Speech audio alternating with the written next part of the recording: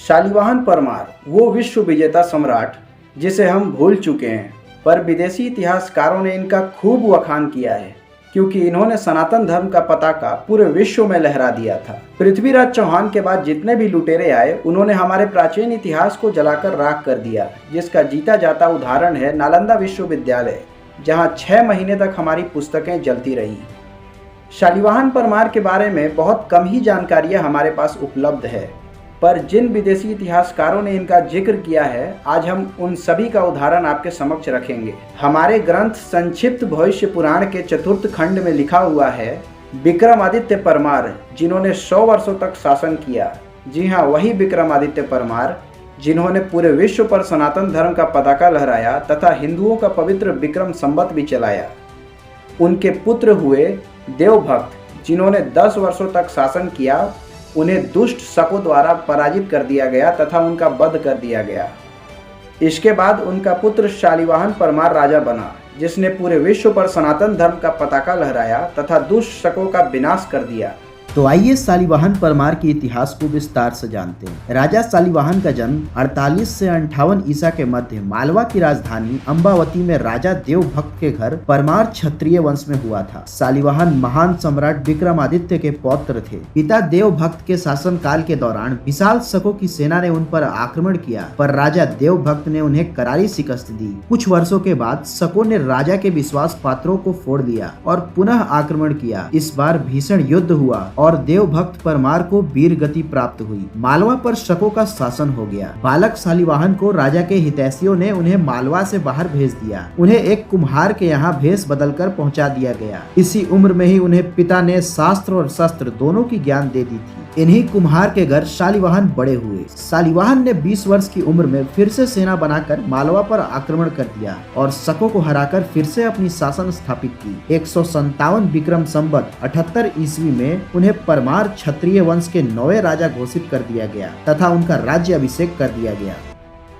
अपने पिता की मौत का बदला लेने के लिए शालिवाहन परमार ने यह शपथ लिया कि पूरे के पूरे शकों का विनाश करूंगा तथा पूरे विश्व पर सनातन धर्म का पताका लहराऊंगा। और हुआ भी कुछ ऐसा ही।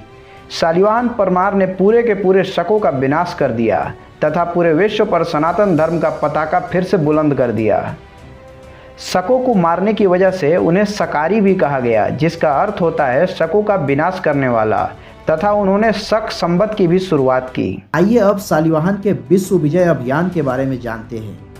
पहला युद्ध। रोम के उस समय के शासक थे टाइट्स ग्रीक, जिनके पास 300 घुड़सवार सेना तथा 60,000 पैदल सैनिक था, परंतु राजा शालिवाहन ने मात्र 12,000 की सेना लेकर रोम पर हमला कर दिया। कुशल युद्ध नीति से शालिवाहन ने टाइट्स ग्रीक को हराकर रोम का 52% हिस्सा हिंदू साम्राज्य में शामिल कर लिया। इस युद्ध का शानदार वर्णन कैसियस डियो ने अपनी किताब रोमन हिस्ट्री एलेक्स भी 15 में किया है। दूसरा युद्ध। डोमेटियन, जो रोम और फ्रैंको वर्तमान फ्रांस का राजा था, उसने अपनी सीमाएं स्पेन तक फैला रखी थी। डोमेटियन ने शालिवाहन शासित राज्य पतरंगण पर आक्रमण कर दिया, जो कि मानसरोवर के पास था। डोमेटियन की सेना में 80,000 के घुड़सवार तथा 25 से 27,000 पैदल सैनिक थे, जबकि शालिवाहन के पास 30 से 40,000 की सेना थी। शालिवाहन की युद्ध कौशल रणनीति के सामने यमन पीछे हटने पर मजबूर हो गए। शालिवाहन की सेना के कहर का अंदाजा आप इसी से लगा सकते हैं कि डोमेटियन की 1 लाख की विशाल सेना के साथ आया था, पर रोम में मात्र 12,000 सैनिक के साथ ही लौट पाया। राजा शालिवाहन के भी करीब 15,000 क्षत्रिय शहीद हुए। इस युद्ध का नाम विदेशी इतिहासकारों ने वॉर ऑफ ब्लड दिया है। ऐसा भयंकर युद्ध अब तक उन्होंने कभी नहीं देखा था। कुछ ही महीनों के बाद शालिवाहन ने स्पेन पर भी आक्रमण कर दिया।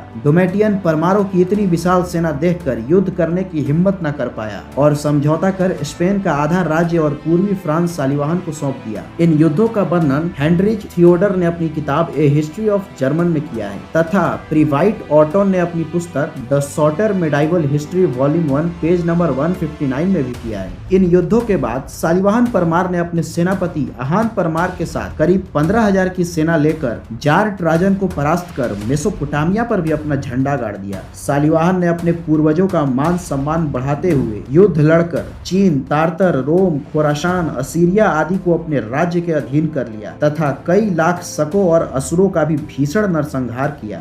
शालिवाहन परमार जैसे हमारे देश में 11 और विश्व विजयी राजा हुए हैं, जिनका नाम तक हम नहीं जानते हैं। अगर विदेशी इतिहासकारों ने इनका जिक्र ना किया होता तो हम इन्हें सदैव के लिए भूल सा जाते। शालिवाहन परमार को सत सत नमन। जय भवानी, जय सनातन धर्मा।